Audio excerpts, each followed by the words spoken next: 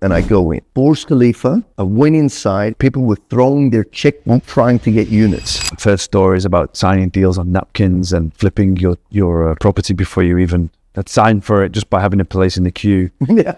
Did that really happen? How was that? Did you ever get involved in any of those deals? No. I tell you one interesting thing, potential deal that I was working on.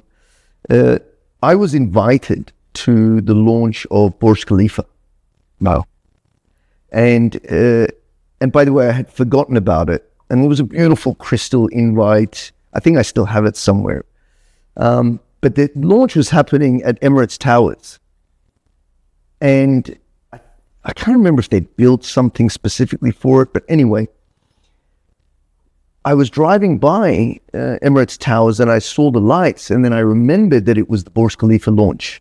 So I sort of pulled in, and when I was going in, there was like a kilometer, maybe I'm exaggerating, let's say half a kilometer of a line of people waiting to get into the sales center. And there was seats, Burj Khalifa, they weren't going to make people stand outside. And the level of people that were coming in, I think high profile, the people that were invited. So there was chairs, as you would find in like a banquet hall, but lined up all the way to go inside. I wasn't going to sit down, okay? So I walked, and normally I knew people. And that time I had some friends in Emaar because of the relationship that we had. I get to the front, and I saw the gentleman that knows me very well, that we know each other very well. And he's like, Sharia, come in. And he opens the red rope, and I go in. Burj Khalifa, I went inside again. Fruit market. People were throwing their checkbooks trying to get units. But they didn't tell me. They said, please, Mr. Khujasta, come with us. And we went into a room and the CEO comes out. I'm not sure if he was a CEO, but he was one of the heads of Emaar sales or whatever. They sit me down. I was just intrigued to see what's going on. Sit down, Mr. Khujasta, so how many floors would you like? Oh, no. I said, for now, one. And they offered me the floor, and they're like, okay, well, the floor is 50 million. Please give us 5 million dirhams. I said, well, listen, I honestly, I didn't come to this right now. Please allow me to offer a check to you tomorrow. And they gave me the time, and I tried to band together some people, but actually we didn't manage to do it, to be honest with you. We didn't manage to do it. Post-launch, it was kind of a good thing, because post-launch, What do you say? What the prices went down. It been 2006, 5, 6? Yeah, something like that. Okay. It was on the cusp of the crisis, and actually, when the launch finally happened and went to the public, the prices dipped. So it would have been quite difficult to deal with at that time. No, so that was I've been to a lot of launches and a lot of sales pavilions as well. Yeah. Which is why I believe our sales pavilion, I know we're going to talk about AWA later, but our sales pavilion is beyond. It's an experience. It really is. Yeah, it's very unique.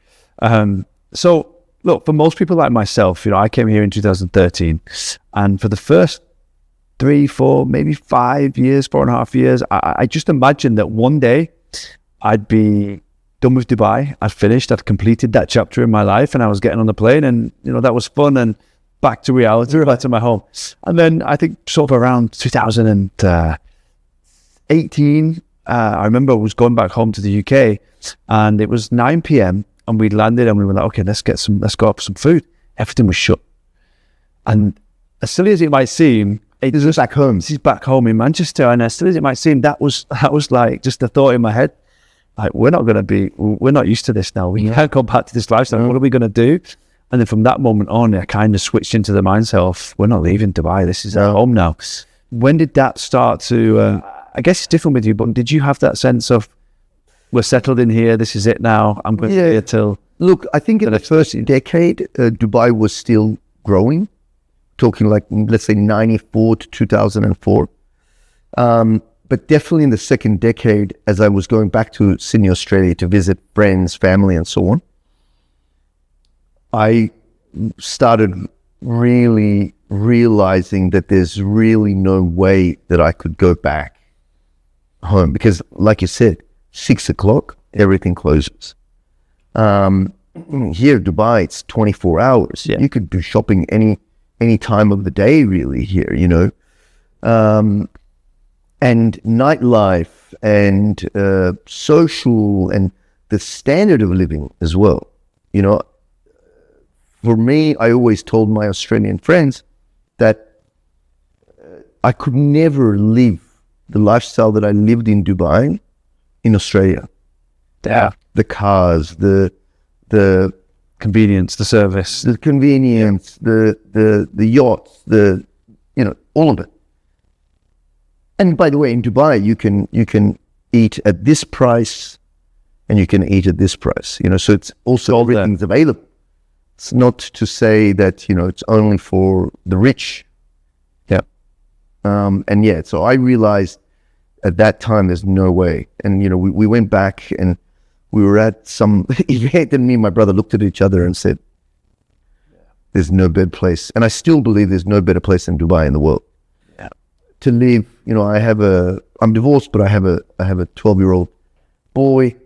He's, you know, I think here is the safest place. You know, I remember growing up, and it wasn't so safe back in Sydney, Australia. Oh, yeah.